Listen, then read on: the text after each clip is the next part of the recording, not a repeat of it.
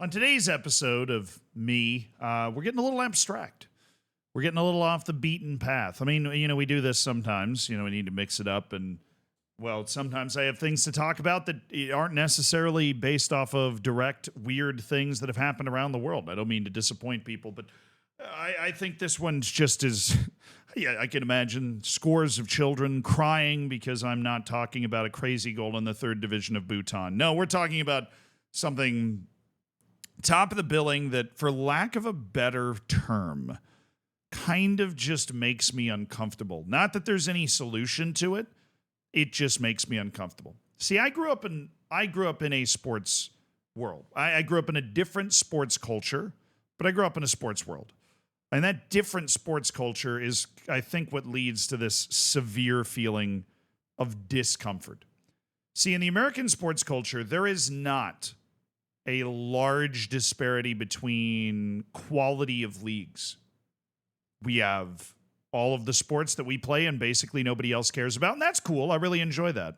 But in NFL, for example, in American football, I say NFL, nobody in the U.S. would ever say that. In football, there is one league, 32 teams, right? There was 31 when I was born. Now there's 32. They added another one.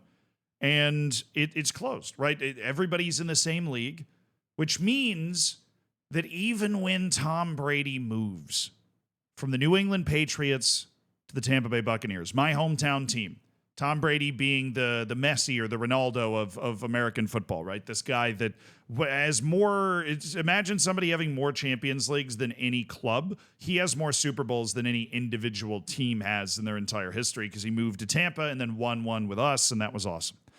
But when you move between teams in the league, there's not it's a different team, right? Team's better or worse, but there's not a difference in the level you're at. You're competing against the same teams. You're just somewhere else. It's the same thing in the NBA. LeBron's played for a couple of teams. Every time LeBron goes to a new team, it's not, there's no change of level. And LeBron's not, going to go play in the Euro League at the end of his career. When it's time to hang it up, there's a very hard line in retirement in American sports. You playing in that league, and then, there are one or two examples of guys maybe in baseball that go play in the Japanese league for a year or two just to get the experience. But the vast majority of players, even the ones that aren't American, that play in the NBA and baseball and in the NFL, whatever, when you retire, you just leave that one league and that's it. You do a big announcement and nobody ever really sees you play again. And then maybe you go into coaching. That's fine. It works the same in every sport. You got these guys that played well and then they go into coaching and everything's fine with that. But what I am uncomfortable with is caused by that disparity in quality of leagues. Because Cristiano Ronaldo and Lionel Messi in many ways have retired. In almost every way that matters, they have retired. They're not playing on the biggest stages anymore. Lionel Messi's still out there running it with Argentina, and Cristiano Ronaldo is still holding Portugal hostage, it feels like at times. But he's still out there, and he is still scoring goals. I give him plenty of credit for that. He's still scoring goals with Portugal as well. But they're retired. They're not playing with the biggest teams. The biggest teams in the biggest leagues don't want them anymore. And in the United States, when the biggest teams don't want them anymore, or they don't want to play for them anymore, that's it. You don't play anymore.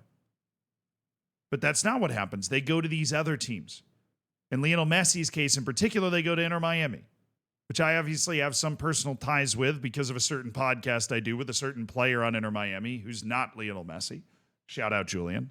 But I'm doing this without any sort of inside knowledge or anything, or I'm doing this. I feel like I'd be doing this video even if I wasn't doing that podcast because it's just weird. Because you go to Inter Miami and Lionel Messi is wealthier, more important, better, has more trophies than whatever. Any metric you could possibly use, the entire rest of the club combined.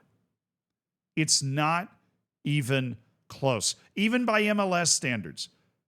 Inter Miami was the worst team in the league.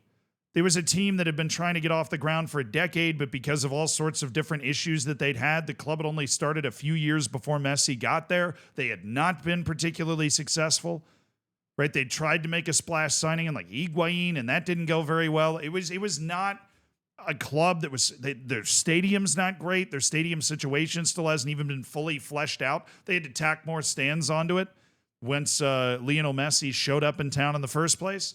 Lionel Messi, and this would be fair, this would be true for a lot of clubs around. He's the most important thing. He is the most important thing. And not even in a way where, if LeBron James goes to a new team, then there's this sort of gravity where other people move to him in the NBA. Lionel Messi is the most important thing to an even further degree. He's the most important thing to the entire operation of the team. And that incentivizes the entire operation of the team to work around him. And I don't blame anyone in that process. Lionel Messi wants to go kind of chill, right? He went to PSG and he was like, wow, this shit's a little too, ridiculous for the age of, the period of my career I want to be in. I'm going to go to Miami, a very Spanish-speaking part of the United States, right? So there's a cultural crossover for him there. He gets to be in the United States. His family is going to be having a super high quality of life hanging out in Miami. And he's going to go to a club with David Beckham, who he's going to be able to, lock minds with as two players that are top 100 players to have ever existed. Messi, obviously, in a different stratosphere even from David Beckham, but they're able to kind of relate to each other. And Messi's going to be able to do whatever the hell he wants. And I don't blame Inter Miami one bit for that. But the latest example of that is what's made me the most uncomfortable, and that is that the manager is Javier Mascherano. Now, Tata Martino left, personal reasons. And they have brought in Javier Mascherano, who, of course, played with Lionel Messi a lot. His managerial experience is basically coaching Argentine youth national teams for a couple of seasons. But let's be honest. He got the job because he's friends with Lionel Messi. And that's just weird to me. The head coach, right? The head coach's job is to win games, to use the players they have, to get new players, to win games. And Lionel Messi is almost inarguably, although some people will argue it, the greatest player of all time. You know what he's not? The proven greatest manager of all time. And I am under no illusion, right, that I am sure Lionel Messi was calling plenty of shots. He doesn't really seem like that guy, I'm going to be honest. Subconsciously calling a lot of the shots. Right, anything Lionel Messi says must be taken 5 miles, right? Because he's such a soft-spoken guy, but he wants to win. Like any athlete, you want to win. But the good thing about having a coach is that if you are an athlete, there is a check on you wanting to win. There is somebody else whose entire job is to make the team win. That role, it's just essentially going to be gone. In what world is Javier Mascherano going to make a managerial decision that does not satisfy Lionel Messi? And I don't blame Javier Mascherano for that, because the only reason he has this job is because Lionel Messi is there, right? The only reason that Lionel Messi is there is because Inter Miami agreed to do basically whatever he would have wanted them to do.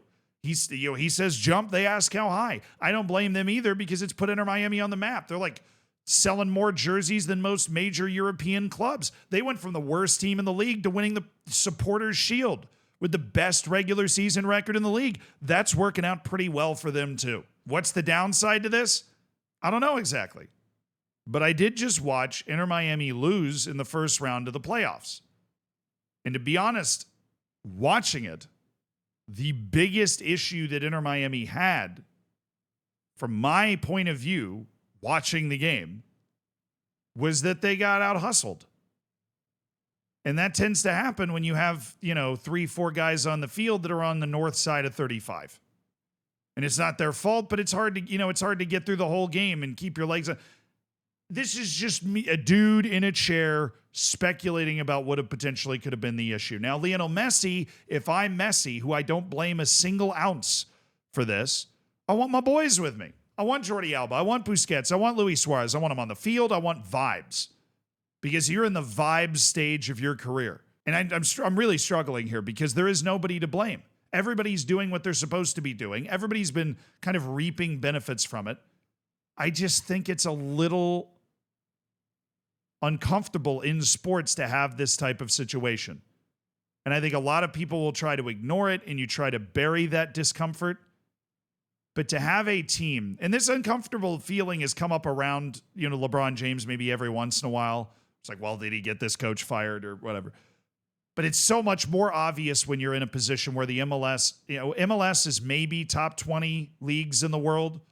I mean, in terms of eyeballs and money flowing around, it definitely is, considering they're able to afford to have Lionel Messi and all those other guys there in the first place.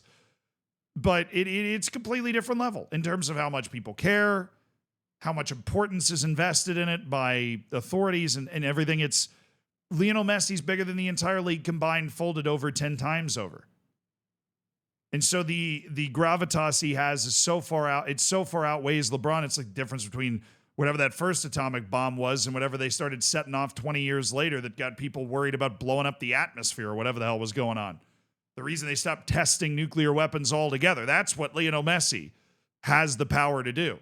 And he's not even the type of person that's going to flex all that power. It's just the soft power that he has on display. But when Tata Martino left, there was a snowball's chance in hell they were going to sign somebody that Lionel Messi wasn't super cool with. And I also wouldn't believe for a second that Lionel Messi didn't literally walk up to somebody and say, it's Javier. Maybe he called Xavi and Javier Mascherano on the phone and said, who wants it? You guys want to come here? I'll just tell them that they're coming in. And it's just weird. It is an inversion of the normal relationship of sports where the coach is that patriarchal figure that's making these decisions and you have to abide by them because you're the player. And I feel like even when you're Ronaldo or when you're Messi, when you are playing at Manchester United for Ten Hag or when you're playing at PSG for, what was it, Pochettino or Tuchel, I can't remember who the coach with PSG was when he was there, when Messi was there, but whoever was telling him what to do, they were still lining up the way that he was lining them up. It could work. I would not be surprised in the slightest if Inter Miami won MLS Cup next season and it would work out fantastically. But it is essentially a player-coach situation, and like Javier Mascherano's just going to be a figurehead. And was there a final? I normally try to end these videos in a final note of solution. I'm not. I just feel like it's a little weird, and I feel like if you're not part of that crew, then it's got to be a little weird. Honestly, I might just ask Julian about that. I feel like that's a good question for me to ask Julian about. Not that, Messi and everybody in that crew's not being nice to you, but you got to feel like in some way they're just going to keep bringing in dudes until all of a sudden you're like, well, I didn't play at Barcelona, so I didn't play at Argentina. I don't know. It's just a different type of sports team that's going on in Inter Miami, and we'll see how it works out. Messi can do whatever he wants in retirement because he earned the right, honestly.